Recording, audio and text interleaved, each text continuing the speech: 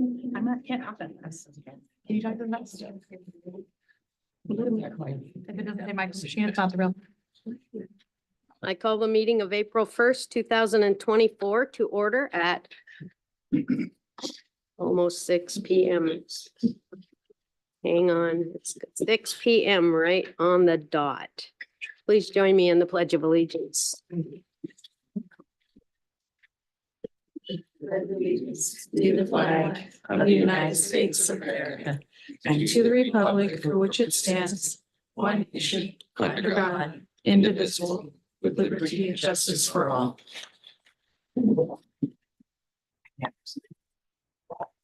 Okay, tonight we have an invocation. I call on Pastor David Burns. Thank you. Barnes. Yes. Would you all bow your heads as we pray? Dear Father, we come before you grateful that for your love and your grace, but also grateful for these people, these servants that were elected by the people to be here with humility, with wisdom and discernment, to guide, protect, to love, and to be here for the community. Father, would you give them the wisdom and the grace and the humility to make good decisions? Father, would everybody in here have a restful soul, a heart posture of one to come together and unite to do the best for Sumner, for the community, for people of all ages, people of all ethnic backgrounds, nationalities. Father, would you just guide them and when they guide us? So Father, that's our prayer tonight. Our prayer that you would love us in the midst of even misunderstanding and uncertainty and unknown at times, that you would step into those moments and your spirit would be the guide. Father, thank you for tonight for these people, every single person in this room. Would you bless this meeting and protect this community? In Jesus' name, everyone said. Amen. Amen. Thank you. All right. And will the clerk please call the roll? Potato, Here. Bowman, Here. Brown, Here. Clairgett, Here. Cole, Here. Alfers, Here. Stewart. Councilmember Stewart will be moving out of Sumner. He's informed myself and the city administrator of his resignation effective March 27th, 2024. All right.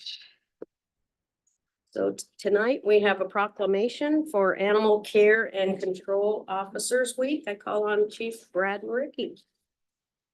Thank you very much, Mayor. Good evening, Mayor, Council, community members, staff. I also have with me tonight Nikki Thosh, our longtime and trusted animal control supervisor, and Mark Greeley, who's our support services manager that helps oversee our Metro Animal Services. So it's my pleasure tonight to read to you into the record a proclamation by Mayor Hayden.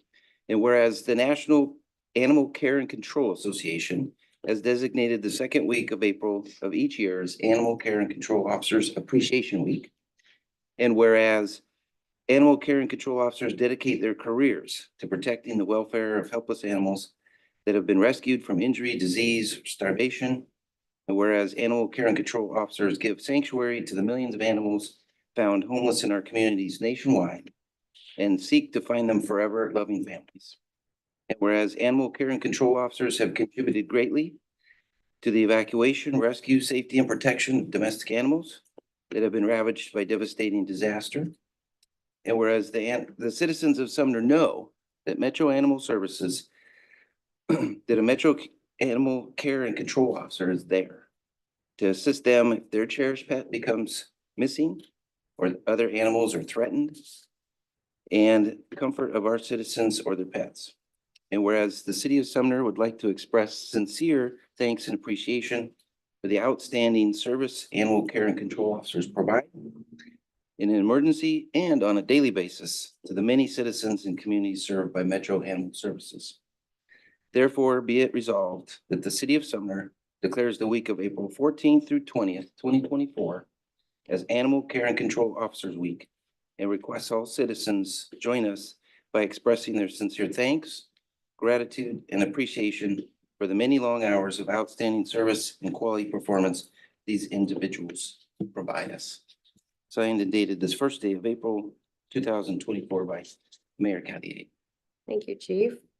Thank you for all your support, and the last few years have been a bit challenging in the animal care and control profession. And Nikki is really the glue that holds it all together with the staff and the volunteers and making it all work out even when we're overpopulation and tensions are high and patients are low. But we appreciate them year round, but especially the 14th through the 20th. So thank you very much. Thank you.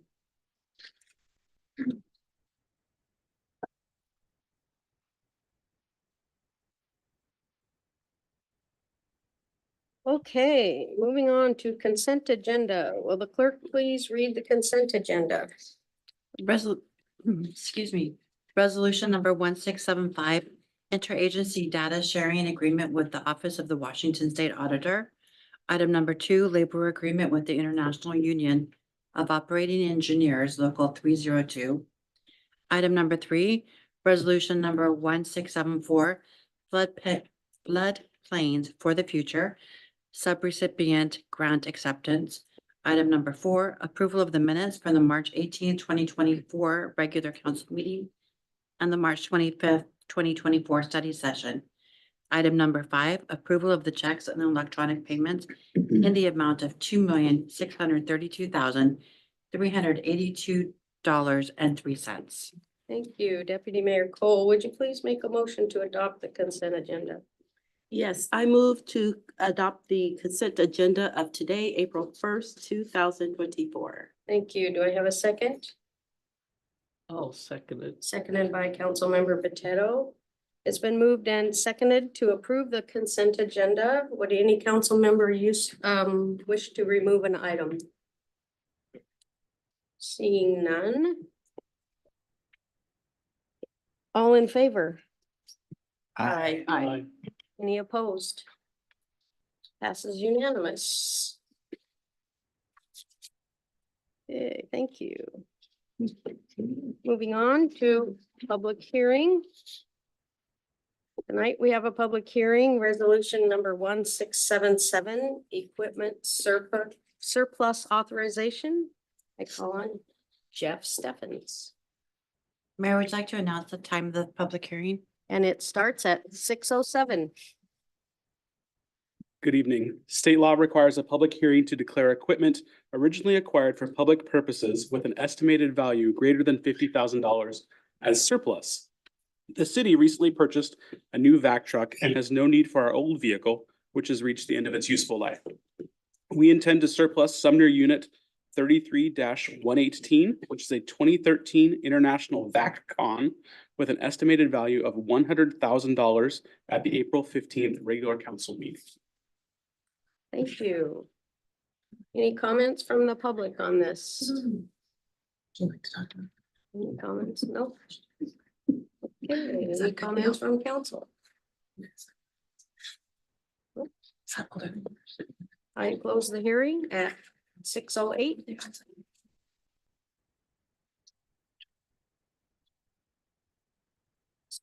And we move on to unfinished business.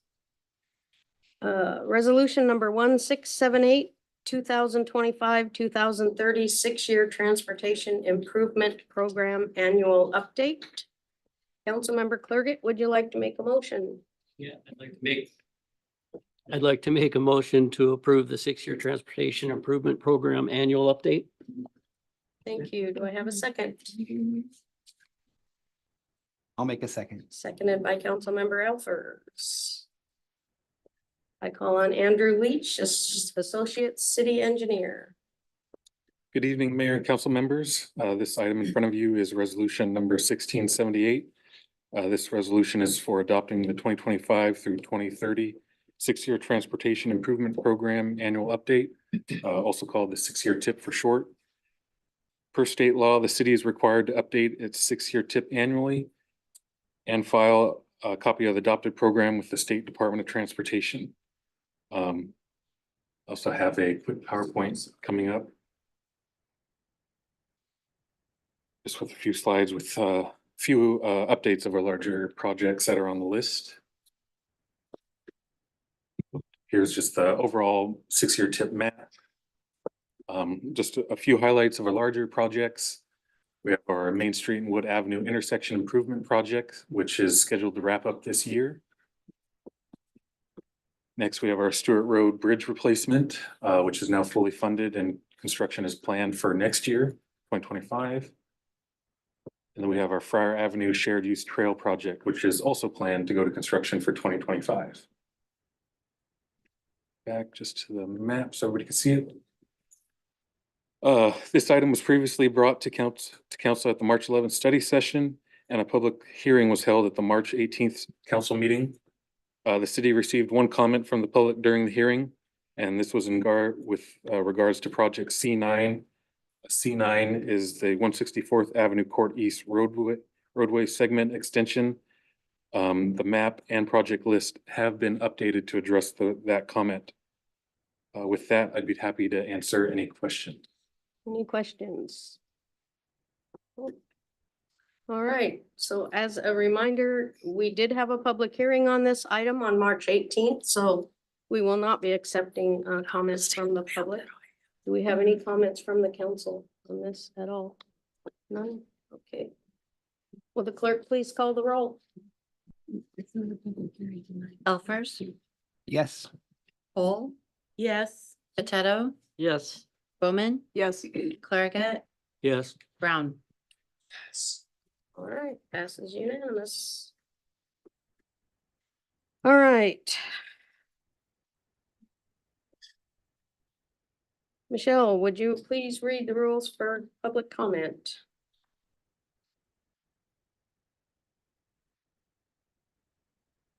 This is the time for you to address the mayor and the council as a whole regarding items that are not on the agenda. When the mayor calls your name, please approach the podium. If you're participating via Zoom, use the raise your hand or telephonically press star nine, excuse me. Before you begin your remarks, state your name and address or the city in which you reside for the record. You will have 3 minutes to speak.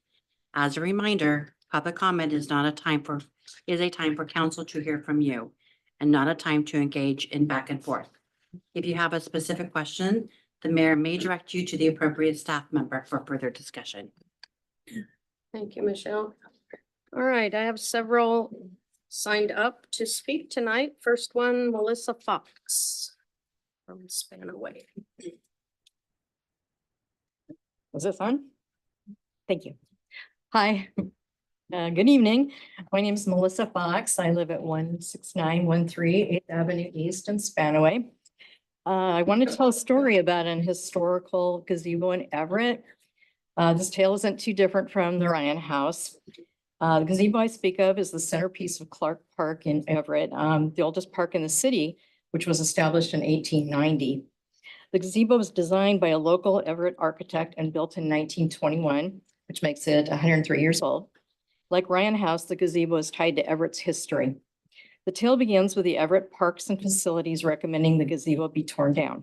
The rationale: removing the gazebo would allow Everett to expand the area of the planned dog park, and that demolishing it was in part because it had reached a point where it needs many costly repairs.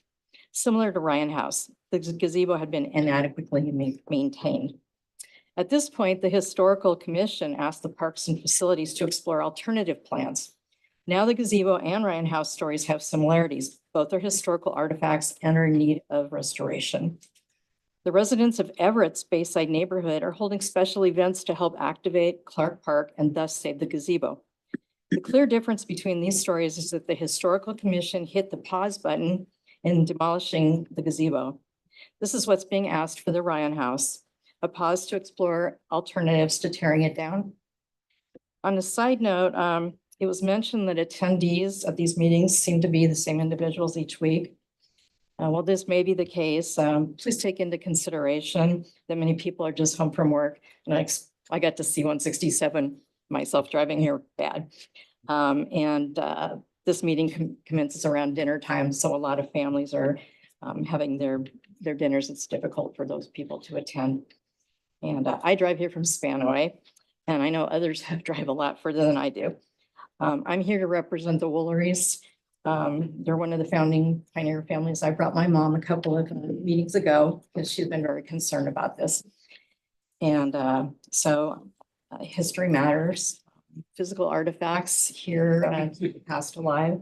And the Ryan House tells a very important story for future generations. Thank you, everyone. Thank you. Next up, Tammy Ponce.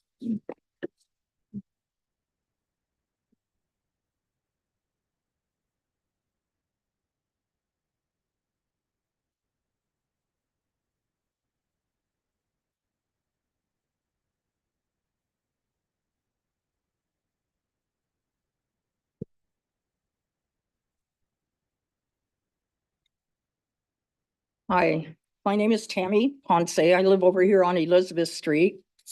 That's on the other side of the tracks in case you all don't know that. I was looking at the document that he brought up a little bit ago, the 6-year plan. And for 2 years, myself and other people have been talking to people on the Public Works Division about the really bad chip seal that was done on Elizabeth Street and the non-existent, what do you call the other thing? Where they just go along with strips of stuff on Hunt Street. And the fact that both streets are just full of potholes. And I don't see, we've been told for the last couple of years that, oh, it'll be on this year's 6-year plan. And I have not seen it on that. And I'm wondering if somebody can tell me why not.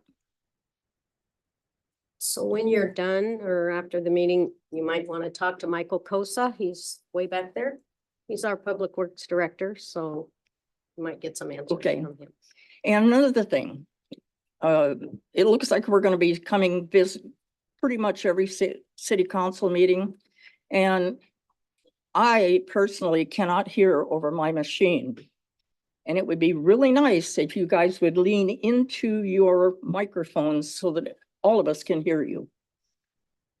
Because I can't. Okay? Thank you. All right, next up, Casey Henderson. If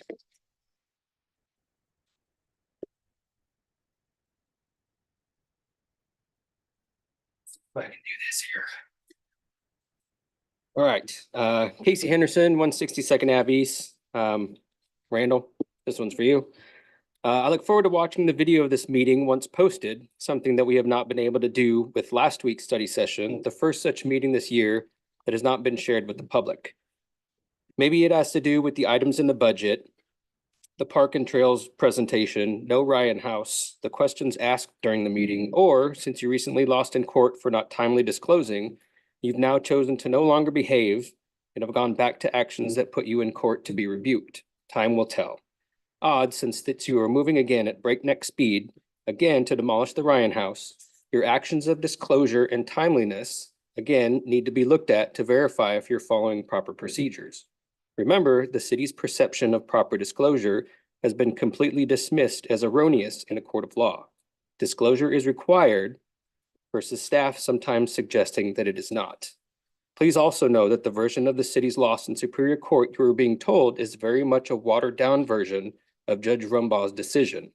We know this as the version the city submitted to David Bricklin is very different than the one he submitted to you correctly, stating what happened in court and the decision therein. Maybe you should ask to see Mr. Bricklin's version of Judge Rumbaugh's ruling submitted to the city to clarify for yourself what is going on. We will be getting a transcript of the city attorney's final rebuttal and the judge's decision to you ASAP to help clear up this misinformation so you can see the truth of what the court actually said. Or look at both versions now of the judge's decision and make your own decision. Simply put, you had your hat handed to you. Your position was so weak that your attorney even tried to say that removing the Ryan House was an improvement for the city, a thought that was completely dismissed since the Ryan House and its importance to Sumner is noted many times in the comprehensive plan. So that argument held no water whatsoever with the judge. Nor did the suggestion that the Save Our Sumner group had not raised large amounts of funds to save the Ryan House so it should simply be allowed to be demolished. The fact that there has been a demo permit issued by the city and your continued actions to fight for demo was accurately acknowledged by Judge Rumbaugh as the reason that precluded the opportunity to raise funds. Also, the transcript of your September 11th, 23 study sessions showed, one, your knowledge that citizens did not know what you were doing, and two, the pressure applied to vote quickly to ensure citizens did not know till demo was approved. Still, you need to find out the actual cost before focusing on the funds needed. Maybe if we could start working together, we can also add to the 400,000 that Nick Bierman found for you a month ago, showing there are additional funds available to the city and allow everyone to move forward with saving the Ryan House. Now the staff is suggesting that the city did not have the funds to allow WJE to finish their work. On the contrary, the local LTAC made available 40,000 to the city at that same time to help pay for the report. Sir, your time is up. Thank you. Amanda Henderson.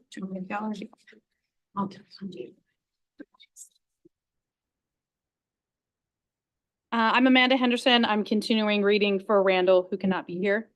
Where did you leave off? Crap. Okay, let's see. You still have those funds available at the Heritage Funds are being held for you into 2025. All you have to do is verify you've spent $2 from any source and you are eligible for $1 of Heritage Funds. That means you will have to prove you've spent $120,000 if WJE's cost goes up to $60,000, or accept an offer to help from a local highly respected contractor who said they'd do it for free. With the money already spent on ARG, Akana, WJE, and the asbestos abatement clearly going above the $120,000 needed for the Heritage Grant to fund $60,000 for the WJG to finish, you in fact have access to the funds needed to have WJE finish. Or welcome with open arms the offer from the highly reputable local contractor who is willing to work with the city on a volunteer basis to find out your actual cost. Then there is the $60,000 you paid the Seattle attorneys for what was an obviously weak case. Yes, funds have been available the whole time despite city staff stating otherwise. Just moving forward openly and honestly together could have precluded the large distrust that now exists between citizens and the city. And by working together, we can verify that Sumner is still the great town we all believe it to be.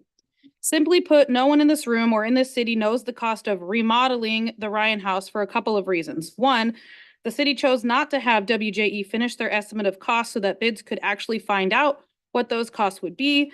Bids could have been clarified the actual work that needs to be done. Just look at the recent bid to demolish the old post office that came in at $170,000, more than 40% below the anticipated $300,000 cost quoted by city staff to the council. Imagine what a 30 to 40% reduction in the actual cost for the Ryan House would mean. It would show you already had the funds needed to do everything desired other than the extensive landscaping to create a park.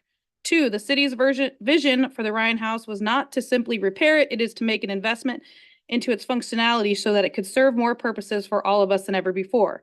Doing so is an investment in our future, just as is done with other parks that we are currently investing in beyond partial grants. Yet we could still, with the city actually partnering with the citizens of Sumner and others, possibly do so without needing more funds from the general account as you are doing with all the other parks. To accomplish this, the city has to stop doing everything it can possibly do to demo the Ryan House. Reboot your efforts to seek grants and actually partner with those who want to save the Ryan House, to preserve our history, and to help the City and Downtown Business Association. Being able to promote our wonderful and historic downtown Sumner as a desirable place to shop and eat in order to bring in even more folks to Sumner and generate more tax revenue.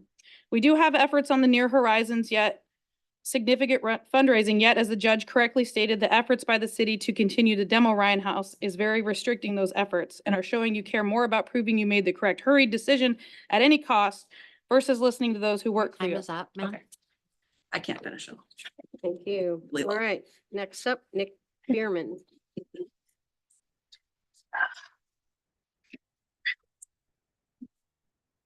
Oh, yeah, read that fast.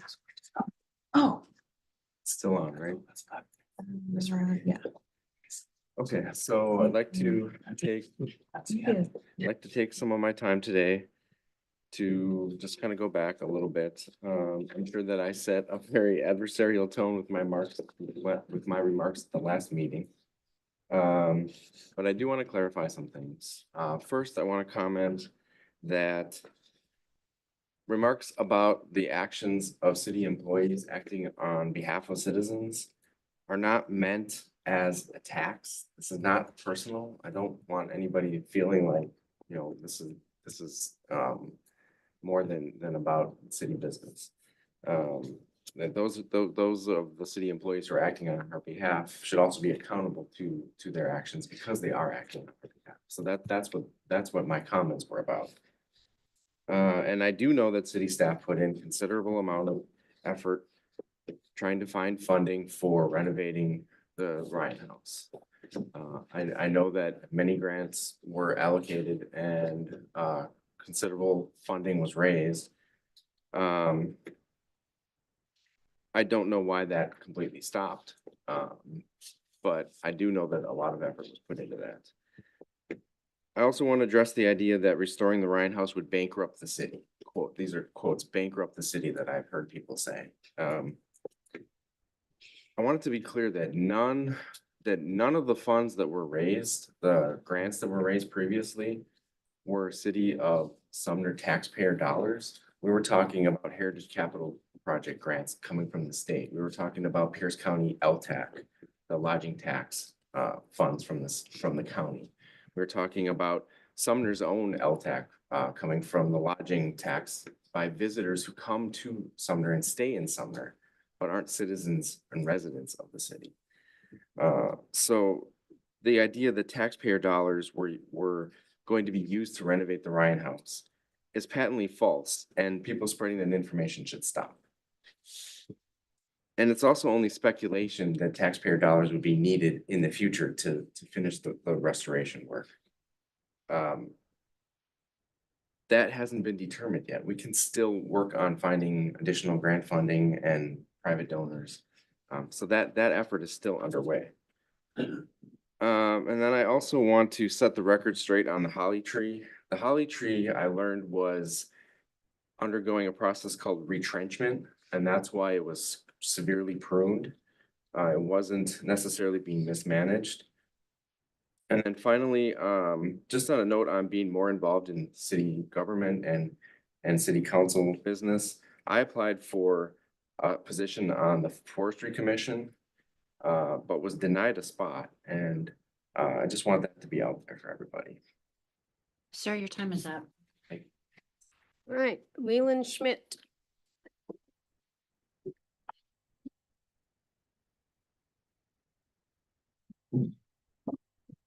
Hi, everyone. I'm Leland Schmidt. To continue Randall Adams' reading here, he's please demand that funds the city turns its back on. Please demand that accurate facts be found out, including the true cost of remodeling after bids are received and the total of funds the city turned its back on. Just how close are we towards actually saving the Ryan House needs to be openly shown. Thank you for your time, Randall Adams. He has a PS, if any of you would like to walk on the Save the Ryan House float and Capitol Parade, you're welcome to join us, and could even be an honored guest if you'd like, because we're going to hand out daffodils and have a Save the Ryan House float. My words on this is, I think there's been enough said that the discomfort that could be between the parties of city council and the citizens, that we are here to work together. And that, you know, whatever the plans that you guys had in place, would be nice to know what that was. I think that when we look at how we would proceed with the process, what was the benchmarking that was used? And how do you do that when you're benchmarking?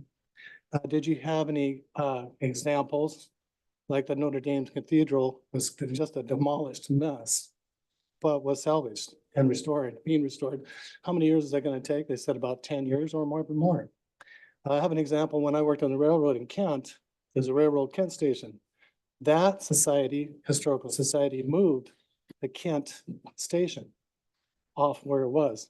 When I was a railroader at the time, we operated out of there. Of course, there's a historical landmark for all the trains that come in and out of Kent. They moved the building and restored it, and it still lives there today. So I think there's a process that we can still go to. That's better than the process that was thought through. And you probably had a thought process, but I think we can develop something together. That's all I got. Thank you. Thank you. That's all on the list. Anybody else in the audience would like to speak? Come on up and give your name and where you live and have your say. Good evening, Tina Burnett, 228 Sumner Avenue. I hadn't planned to speak, but it occurred to me, I went to the old cannery last week and I checked out our visitor center. That is a pathetic excuse for a visitor center for a town as wonderful as Sumner. They had 2023, it's April 1st, they had 2023 brochures. Last winter calendars. It isn't being maintained. Nobody knows it's there. It's one little place. I think the Ryan House, restore it and turn it into a genuine visitor center would be a fantastic idea. It's right in downtown. People would be attracted to the building. They have, somebody to people volunteering to work at the visitor center, and you could actually inform people about how great Sumner is. That's all I had to say. I think that there are uses for this Ryan House if you let it stay and rebuild it. Thank you. Thank you. Okay, that's all I have on my list. Anybody online? Seeing none. We will move on. All right. On to new business. First on the list, reappointment of Civil Service Commissioner Georgia Long. Councilmember Botetto, would you like to make a motion? Sure. I'd like to make a motion to reappoint Georgia Lomax to the Civil Service Commission. And do I have a second? I'll second that. Seconded by Councilmember Elfers. Okay. I call on Jeff Steffens. Good evening. The mayor is seeking the reappointment of Georgia Lomax to the Civil Service Commission for a term ending March 31st, 2028. Ms. Lomax was originally appointed to the Civil Service Commission in August of 22 to fulfill the term of Commissioner Carnahan, who had moved out of state. The Civil Service Commission consists of 3 members and is responsible for the administration of human resources policies and practices in the areas of competitive testing, conducting investigations and hearings, position classification, and any other matter of general personnel administration subject to the provisions of the state statute and civil service rules. And Ms. Lomax is here tonight if you would like to talk to her. Thank She would you. love to talk to all of you. Ms. Lomax, would you like to say something? Set you up, there you go. You're good. No, it's on. Yep, you're Okay, I just want to thank you for considering reappointing me to the commission. I'm really enjoying being part of that and learning the sorts of things that they do. And I just wanted to say that your staff do a fantastic job. As you know, it's very competitive and fast moving to hire first responders in the world today. And they're being very creative. They're looking for ways that we can really move fast, but thoughtfully to make sure that the people who work in Sumner are the kind of people that we want representing the police and working with all of us who live here. So they're doing a great job. And also thanks to the council for your approval a year or 2 ago to help us hire the right people. So again, thank you for considering me. Thank you. Any comments from the public on this? Seeing none. Any comments from the council? No, no. No.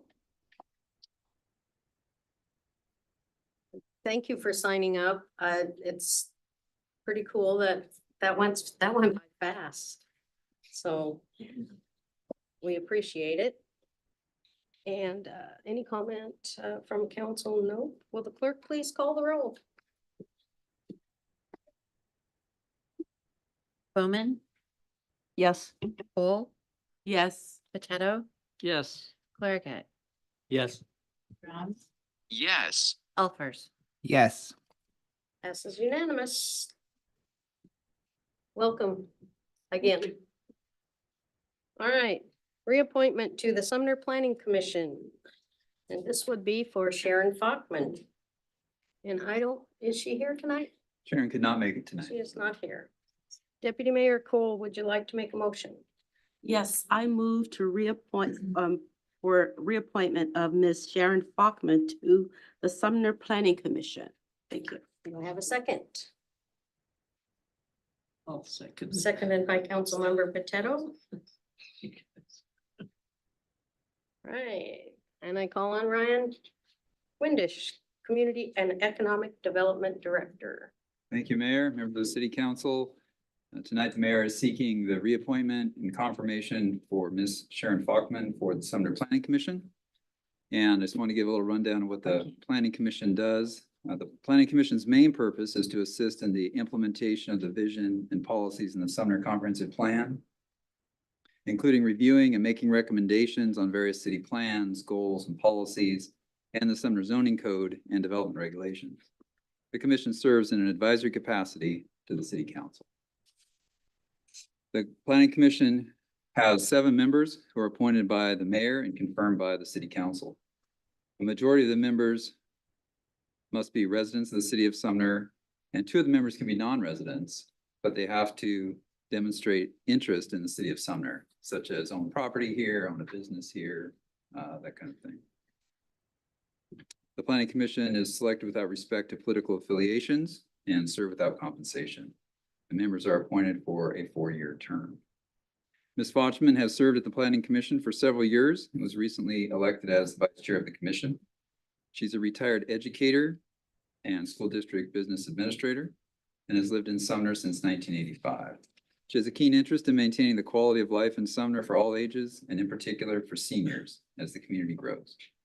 Mayor Hayden is seeking reappointment for Ms. Fochman to continue on the Planning Commission for another term that ends in April 2028.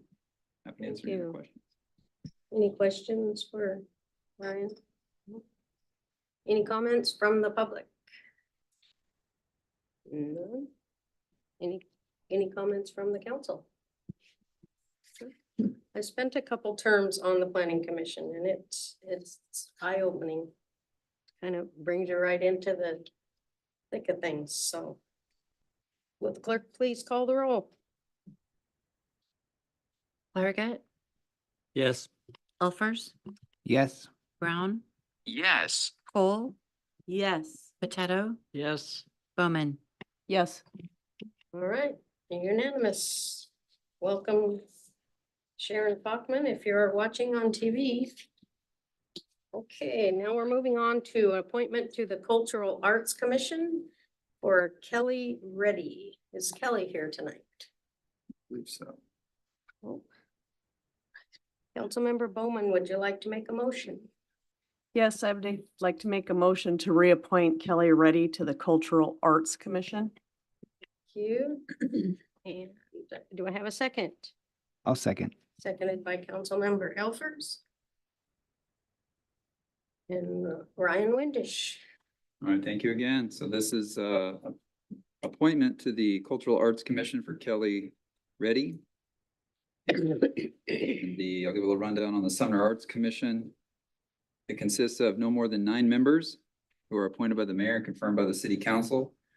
The members are to be selected without respect to political affiliations and serve for a 4-year term without compensation. The commission is also made up of at least a majority of residents, but it also is intended to have business persons and other representatives of partnerships in the community, such as the library and the YMCA. And Kelly Reddy is at the YMCA. She is the art director at the Sumner Gordon Family YMCA and has participated on the Cultural Arts Commission in this capacity. Recent changes to the Cultural Arts Commission no longer require a YMCA representative, but she wanted to continue on anyway. So she believes that art strengthens community bonds and creates new means of connection and understanding. Her appointment would be for a 4-year term. Happy to answer any other Thank questions. you. Any questions for Ryan on this? Any comments from the public? None? Any comments from the council? So none. Will the clerk please call the roll? Potato, Yes. Brown, Yes. Clairget, Yes. Bowman, Yes. Cole, Yes. Alfers. Yes. Unanimous.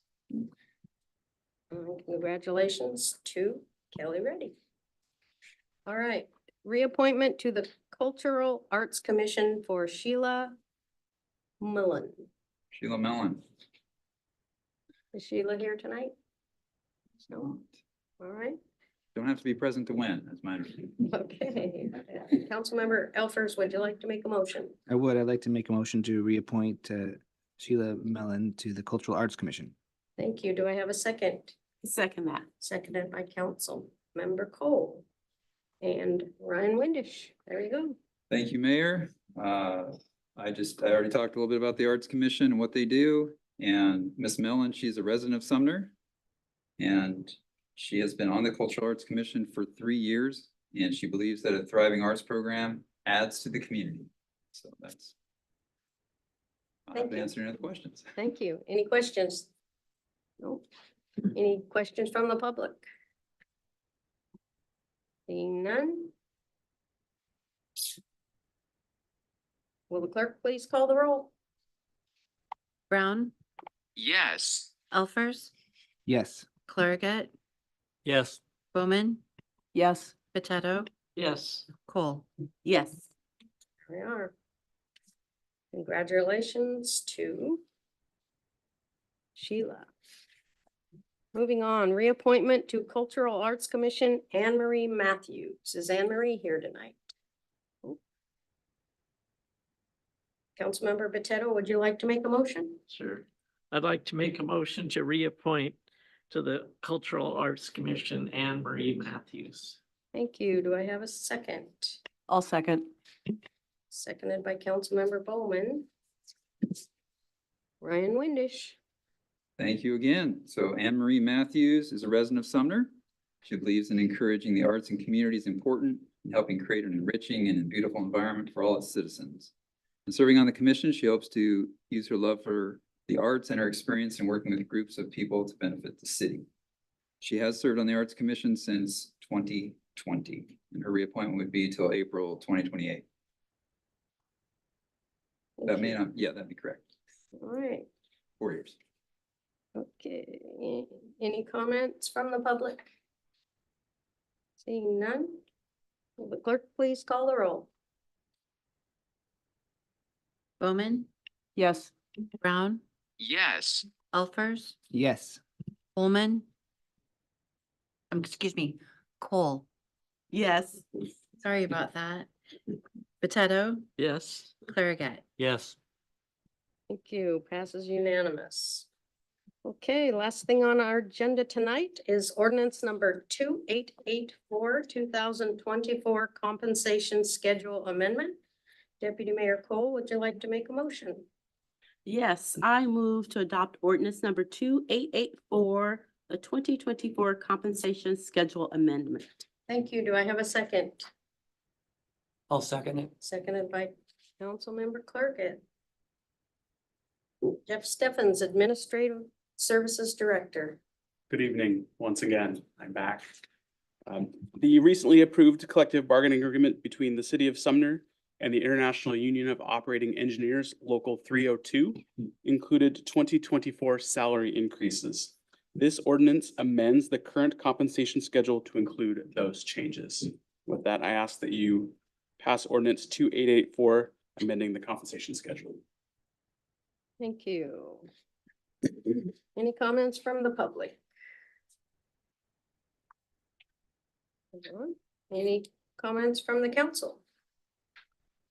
Mr. Steffens, can you kind of explain how much time goes into negotiating all these contracts? Because I know that takes months. It's not just a simple process. Yeah, I'm sorry, I don't have the exact figure off the top of my head, but We have multiple staff members that work on union negotiations. We started the process with this contract back in October.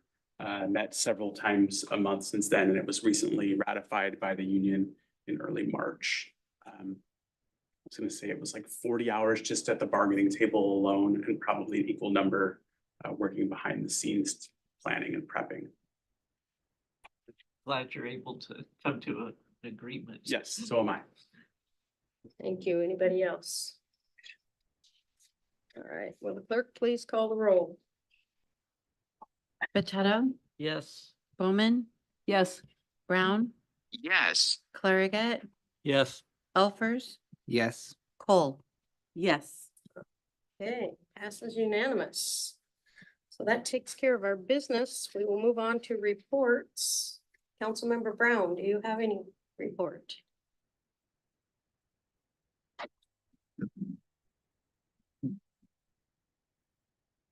Commissions are an important part in all decisions made in Sumner. I'd like to thank all the citizens who have volunteered for a commission. Thank you. Councilmember Potato. I followed that, those comments that Kurt made because they are important and we do appreciate all the time people volunteer to do the commissions. And then just encourage everybody to get out to the Daffodil Parade this weekend. And let's hope we don't have typical weather where it rains and hails. And maybe we'll have sun like we did this weekend. Thank you. Councilmember Cole. I am hoping for a good weekend for the Daffodil Parade, but no report. Thank you. Councilmember Elfers. So on the 21st of March, there was a PCRC, Pierce County Regional Council meeting, and I just wanted to give an update on that. We just, it's a pretty short meeting. There was a list of project recommendations that one of the things the PCRC does is they allocate funds or recommend allocating funds for projects in Pierce County. And so one of the lists of the projects was Sumner, the 166th Avenue interchange. That's right. Is that one over by Winco? And so that was on the list. So I'm happy to see that it went through. And then spent a little bit of time talking about small cities, which apparently Sumner's not a small city currently. So they're kind of trying to redefine what that means. So more to follow on that. And then again, I do want to thank the folks who are on the commissions and doing that. Thank you very much for your time. It is a really needed thing. So, and thank you everyone who came to comment. Councilmember Bowman. Yes, thank you. So I sit on the Rainier Communications Commission. And basically that's a commission that takes care of all of the videos so the city council meetings that are videoed so people can watch them from home. And then Jeff back there, he's my alternate. And so we attended that on March 20th. The one thing probably that means something to the city here and to the people is Pierce County TV, who do all the videoing. There's going to be an equipment update here in all of the chambers this year between summer and fall. And about $40,000 per chamber will be spent. It's already approved in the Rainier Communications Commission budget, so they pay for it. It's their equipment, and then they'll reach out to the city and coordinate the schedules. So working on clean, clear communication. And other than that, thank you for everybody that came tonight. I will also say thank you to people that do serve on the commissions and that apply. A few of us up here have sat on the commissions, and it does take a lot of work, but I think it's needed, and that's a great way to get involved. So thank you. Councilmember Clergan. Nothing tonight. Everything's been said. Thank you. Thank you. City Administrator Jason Wilson. Good evening, Mayor. Excuse me. Good evening, Mayor and Council. Coming up at next week's study session, the YMCA will be here for their annual update on their two services agreements. And then we'll also be discussing the council vacancy process. As the mayor announced tonight, Councilmember Stewart moved out of state and therefore can no longer serve on city council. So we'll be going through the options for filling his seat. At the April 15th regular council meeting, you'll be considering a contract award to Security Solutions, an operations facility North Parcel construction contract award, a conduit lease agreement with Astound, a resolution accepting a stormwater capacity grant, a resolution accepting a TIB grant for sidewalks, and a resolution declaring utility equipment as surplus. That's what you had your public hearing on tonight. As well as an ordinance to adopt the transportation impact fee amendments. On the commission front, the Planning Commission will be holding their first public hearing on the proposed 2024 comprehensive plan updates this Thursday at 6 p.m. here in this chambers. The public can also submit written comments, and more information can be found on our website. On the personnel front, I'm pleased to announce that last week, two of our entry-level officers graduated from the Basic Law Enforcement Academy. Officer Miller and Officer Quaylar will now enter their field training program and should be ready for solo patrol later this summer.